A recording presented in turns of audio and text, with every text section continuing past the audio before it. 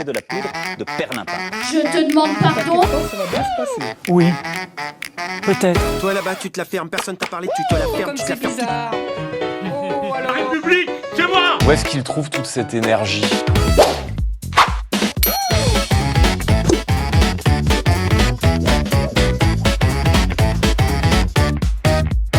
France Inter, nous sommes une radio progressiste et nous l'assumons. Alors lorsque j'ai employé le terme de progressisme, je ne l'ai pas fait dans un sens, partisan, ni militant, ni même politique. Le progressisme est une philosophie politique favorable aux réformes sociales. Madame la directrice, dans une interview au Figaro, que les faits, c'est que France Inter, nous sommes une radio progressiste et nous l'assumons.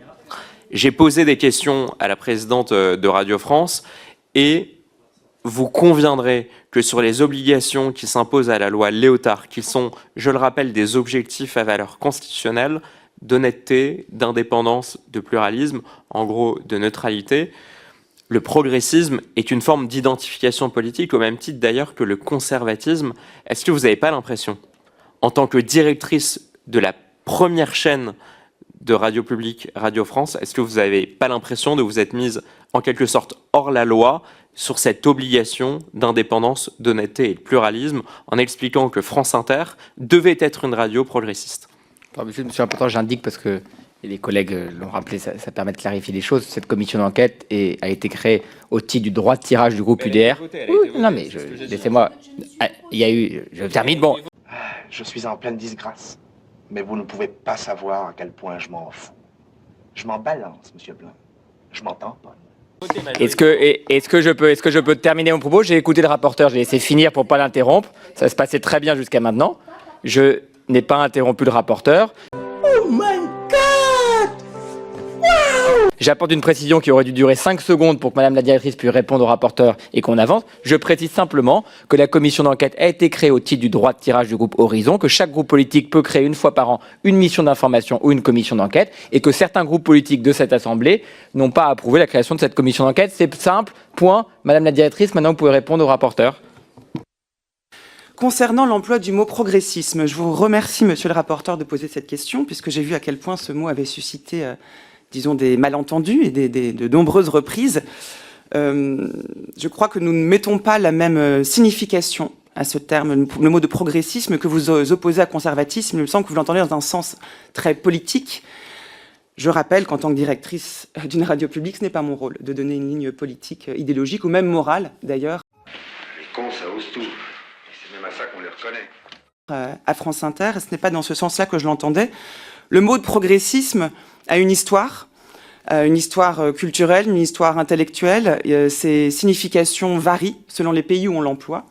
Je vous rappelle, et vous le savez sans doute, que quand une de ses sources, c'est le siècle des Lumières, il est employé par des penseurs libéraux, de droite comme de gauche d'ailleurs, et il caractérise la croyance en la capacité de l'homme de sortir d'un état de barbarie pour aller vers la civilisation. Il me semble que ce n'est pas quelque chose qui est politiquement aujourd'hui orienté. Nous ne sommes pas là pour dire aux gens ce qu'ils doivent penser, pour influencer leurs opinions. Je vous le disais, ce n'est pas à nous de dire aux gens et à ceux qui nous écoutent ou à ceux qui ne nous écoutent pas comment ils doivent se positionner au sein de la société. Alors lorsque j'ai employé le terme de progressisme, je ne l'ai pas fait dans un sens, partisan, ni militant, ni même politique.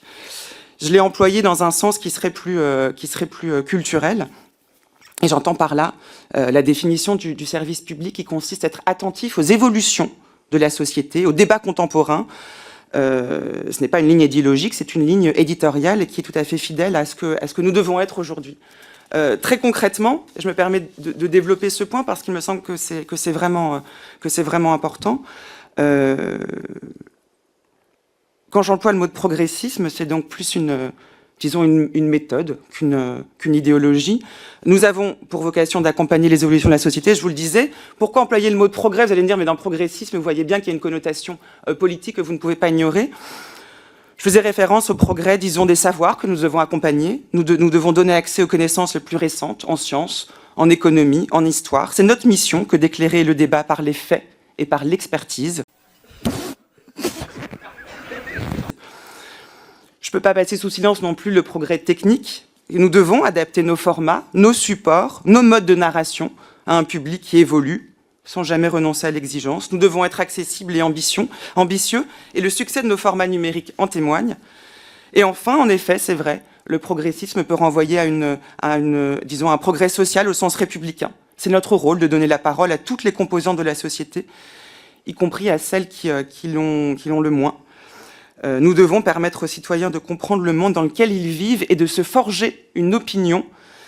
C'est d'ailleurs ce qui est écrit dans notre cahier de missions et des charges. Il est de notre rôle de pouvoir œuvrer à la cohésion sociale. Et c'est en ce sens que j'ai employé le terme de progressisme, et en ce sens seulement. Vous ne m'enlèverez pas que le progressisme, je lis la définition dans un certain nombre de dictionnaires agrémentés, que le progressisme est une philosophie politique favorable aux réformes sociales. En cela, il s'oppose par exemple au conservatisme. Et je pense d'ailleurs, vous ne me l'enlèverez pas, que si le directeur de France Inter avait dit « J'assume que France Inter est une radio conservatrice », on n'aurait pas eu 24 heures pour qu'il soit démis de ses fonctions, parce que ça aurait été une rupture avec le principe de neutralité. Ça a choqué nombre de Français. Vous n'y voyez pas une corrélation avec la perte du demi-million d'auditeurs sur la dernière année. Vous avez raison, d'ailleurs, c'est dur à quantifier. Pourquoi avoir perdu autant d'auditeurs en un an? Probablement, c'est pas forcément lié à votre déclaration, mais permettez-moi, en tout cas, d'y voir un facteur politique assez évident, notamment en écoutant et en lisant les remarques de certains auditeurs. Je voudrais revenir notamment sur votre exigence de pluralisme. Vous avez supprimé à la dernière rentrée la chronique hebdomadaire que tenait Dominique Régnier, l'un des rares intervenants présentés comme de droite sur votre radio. Alors le retour d'expérience de Dominique Régnier n'est pas positif, on peut le dire. Je vais le citer, mais il décrit France Inter comme, je le cite, un univers replié sur lui-même avec un sentiment d'être menacé, qui produit des crispations. Le slogan frontiste « On est chez nous » leur irait très bien. Alors, en l'occurrence, il trouve que l'émission qui a été supprimée, son émission, qui se nommait En toute subjectivité, aurait peut-être été supprimée pour des raisons politique et idéologique. Est-ce que sur France Inter, la subjectivité au fond est une forme de précaré de gauche? Oui, merci pour cette question. Plusieurs précisions. Dominique Régnier n'animait pas une émission sur France Inter. Il tenait une chronique hebdomadaire dans la matinale de France Inter. Tous les jours, une chronique qui se tenait à 7h20 et qui était chaque jour incarnée par un profil différent. Vous me demandez, monsieur le rapporteur, si la subjectivité sur France Inter est toujours de gauche. Cette ligne de chronique a été créée précisément pour faire entendre différentes sensibilités et différentes opinions. Elle va exactement dans le sens de ce que je vous expliquais au sujet de l'importance du pluralisme sur France Inter. Nous avons à cœur de faire entendre les différentes opinions, les différents avis et pourquoi pas les différentes perspectives politiques lorsque les personnes qui sont à l'antenne veulent en parler.